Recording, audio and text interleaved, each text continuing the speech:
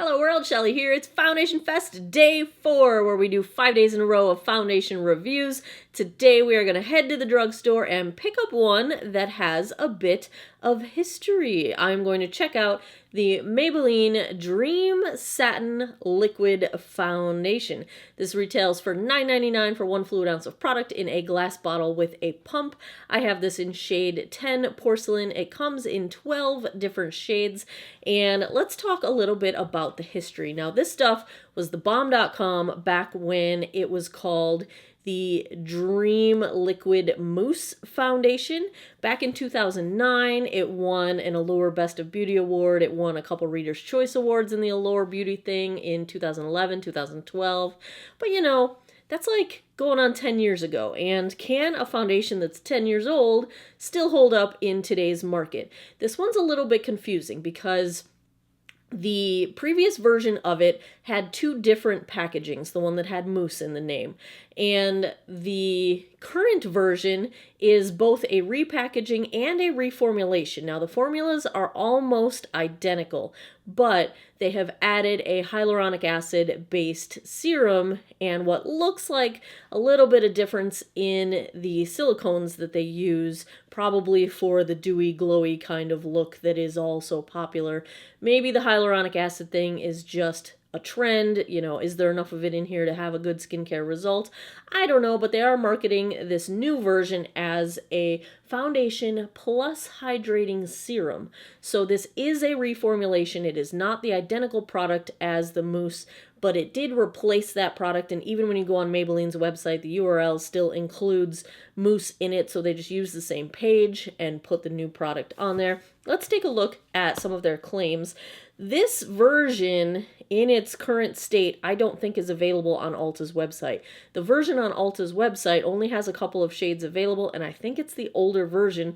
I just think Ulta kind of screwed that up. So I would be careful. You're looking for the one that says Dream Satin Liquid and has this new minimalist looking packaging to it. This is the new version. If you really want to know the difference, pull the ingredient label out and look toward the end, and you should see the hyaluronate, the sodium hyaluronate, which is the hyaluronic acid ingredient, in the ingredients list. So I'm on Maybelline's website to get this description. And they say what it is. It's a foundation and hydrating serum that delivers the look of completely poreless skin. Achieve the look of completely poreless skin with a smooth, airbrushed finish. Lightweight and breathable, this up to 16-hour liquid foundation delivers cake-free, full coverage that moisturizes all day. Dermatologist tested, allergy tested, non-comedogenic, ideal for normal and sensitive skin. They say apply to the face, blend with fingertip, sponge, or brush. Now, this is a water and silicone based foundation formula. I do not see any fragrance listed in the ingredients. So that is what they have to say about this one. So it is a reformulation of an old favorite. I am going to try it out. So let's take a look at this swatched against some other drugstore foundations in my collection. Alrighty, let's swatch. First up is today's foundation, the Maybelline Dream Satin Liquid Foundation in shade 10 Ivory. Next is the CYO Life Proof Long Lasting Foundation in shade 101. Third up, I've got the L'Oreal Infallible Pro Glow in shade 201 Classic Ivory. Fourth is the Wet n Wild Photo Focus Foundation in Rose Ivory. And last up, I've got the L'Oreal True Match Lumi in shade Neutral 1 to 2. I'm starting out with a 44-year-old face. I've got some sun damage that I like to cover up. Deeper smile lines, some forehead lines. When my skin gets dehydrated, my crow's feet start coming out. I do have enlarged pores around my cheeks, and I have some texture between my eyebrows that likes to give me trouble. Those are the things I am combating with my foundation. My skin is normal to dry. We are getting into a dry phase of the year. I don't currently have any dry patches or flakes going on, but my skin is dehydrating pretty easily. So I'm starting out pretty normal. I end up pretty dry by the the end of the day, especially if the foundation itself is a drying formula. This one claims to be moisturizing, and with the hyaluronic acid in there, let's hope that it is. I have primed half of my face, this half of my face, with my current favorite drugstore primer. This is the Glow Lock, the Infallible Glow Lock by L'Oreal. I only did this side of my face. This is the more textured side of my face, so we'll let that have the extra benefit there. But you can see it starts out a little bit more glowy than this side. My whole face already has skincare. Cleansed, moisturized, sunscreened, whole 9 yards. That has already happened. So I'm going to go in on one side of my face with a sponge. This is from AOA Studios on Shop Miss A. This is the Paw Paw sponge that gives a little donation to Animal Rescue. The other side, all of my e.l.f. Ultimate Blending brushes are dirty. This is the e.l.f., what do they call it? The Foundation Blurring Brush. Very similar in bristles, but it's smaller. So I don't like it as much because it just takes longer to get all over my face, but we're going to use that one because it's clean.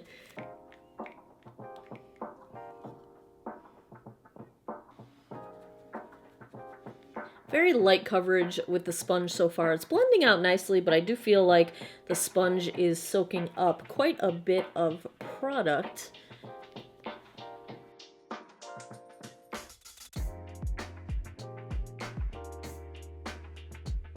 Yeah, there's not really enough coverage for me to comment too much on. I feel like it's very, very light coverage with the sponge. Let's try the brush.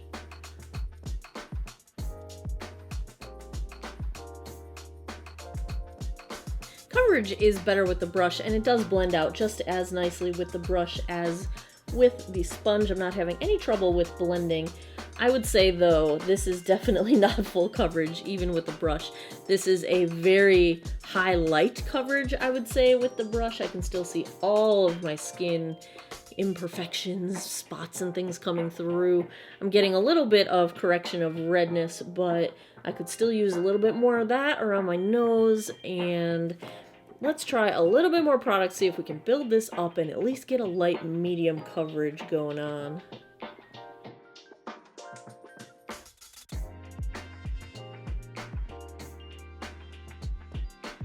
This is not what I would call full coverage. I would say at 2 coats we are at a very light medium coverage, maybe even still high light coverage. I can still see little bits of redness poking through on my chin.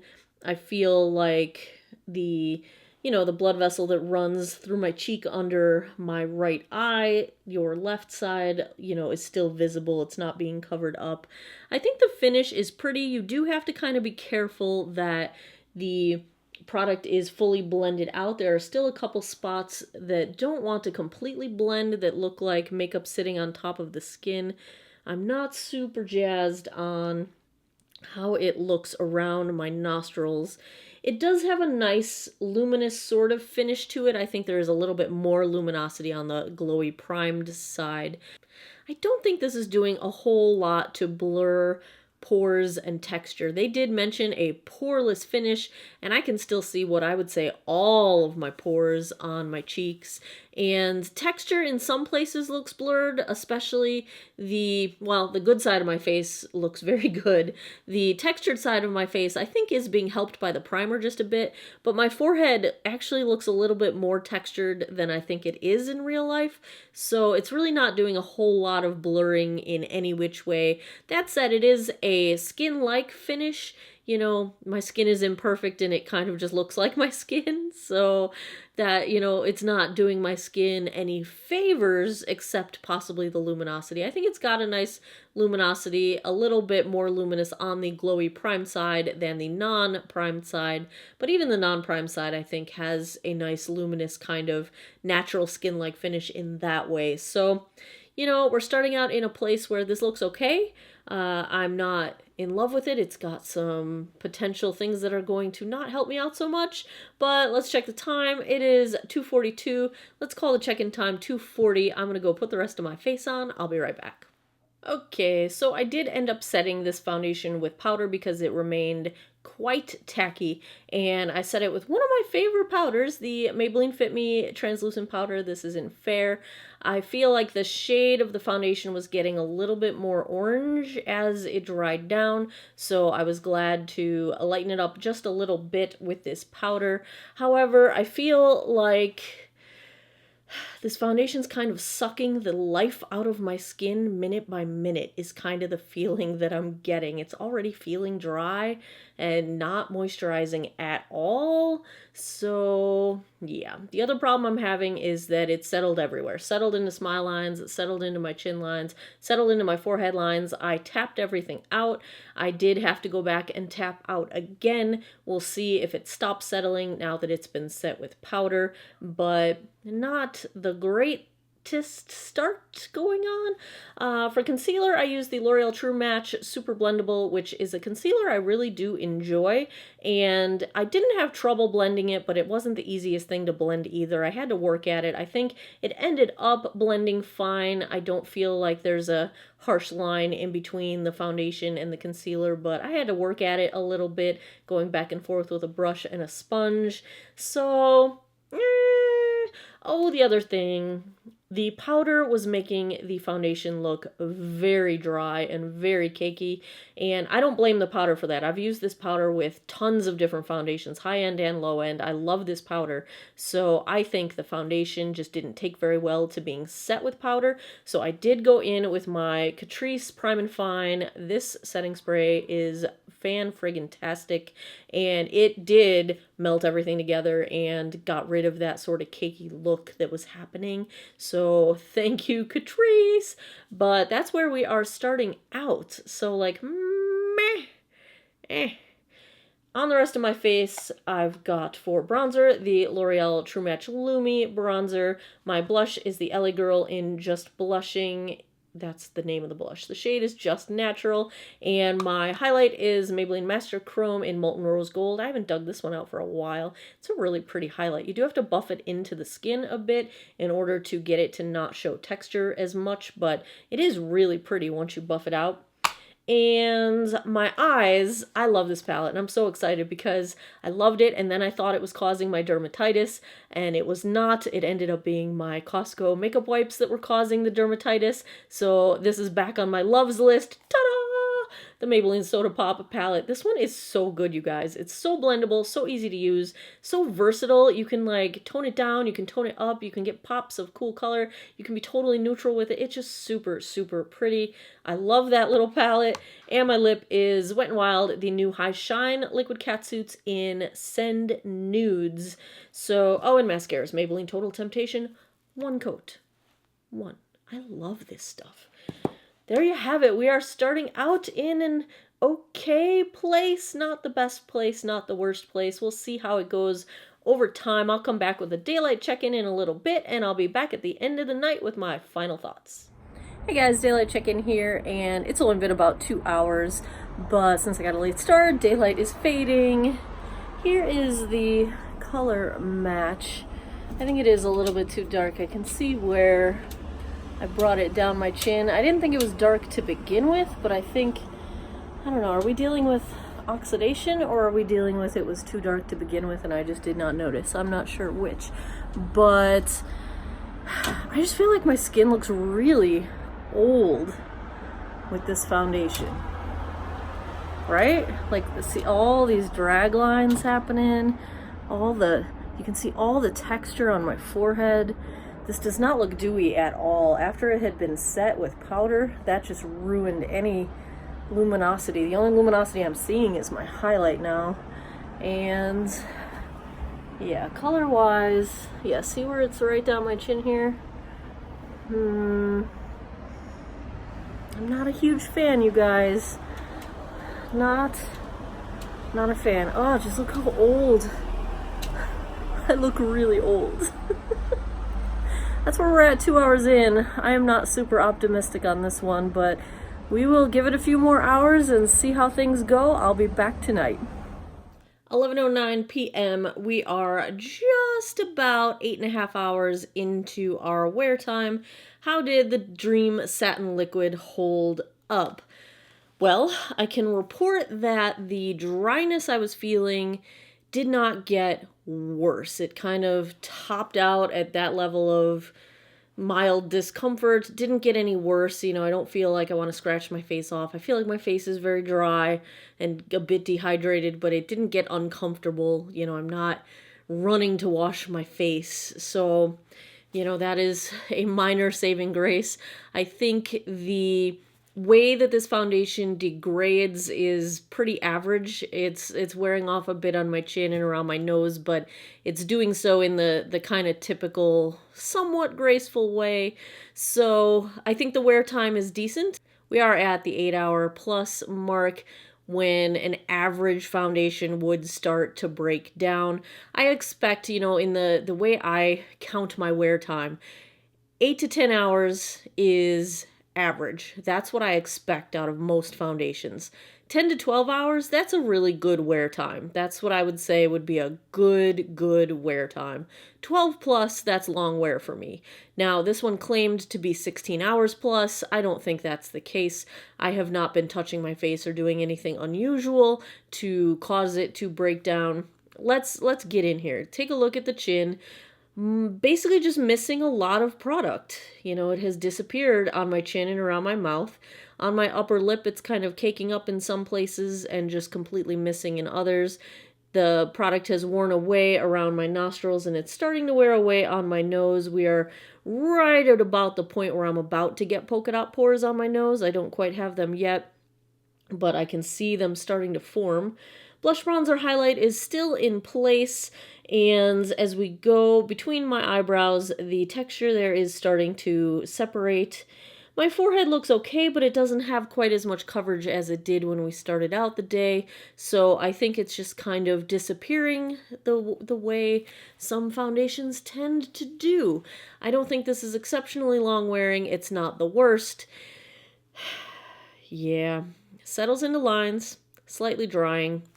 If I had to give a grade to the Dream Satin Liquid for mature or dry skin, I'm going to go D-. It's not a complete failure. I wouldn't be embarrassed if someone saw me right now. I just feel like I've got end of the day makeup on. I'm just about ready to wash my face. It's feeling dry.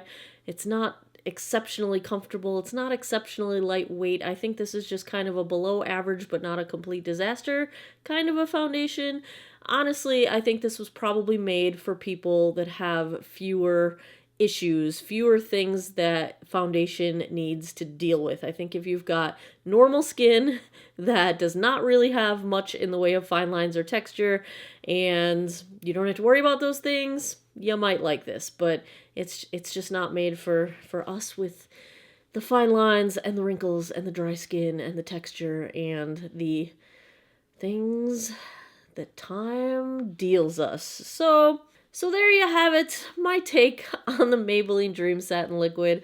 I actually thought this was going to perform a bit better when I purchased it. It's been around for so long, I really thought that if it had that kind of longevity, it would be, like something like the Revlon Color Stay. It's been around forever. It's like old reliable. Like it just works for everybody. Like I really thought it was going to be something like that. That's the end of day 4. We've got one more day of Foundation Fest coming up tomorrow. Join me 9 p.m. Eastern right here. Same bat time, same bat channel. As always, thanks a lot for taking some time out of your day to geek out over makeup with me. If you go on my website, geekoutofwater.com, click on the Foundation Fest link, you'll find a ranked, sortable, searchable spreadsheet of all the foundation reviews I've ever done. Swipe that thing to the side, you'll get all the data. I'm going to hang out until after Foundation Fest to put these up onto the spreadsheet just to avoid spoilers, but they will be added next week. Thanks a lot for spending some time with me. I appreciate it, and I hope you guys all have an awesome day or night wherever you are in the world.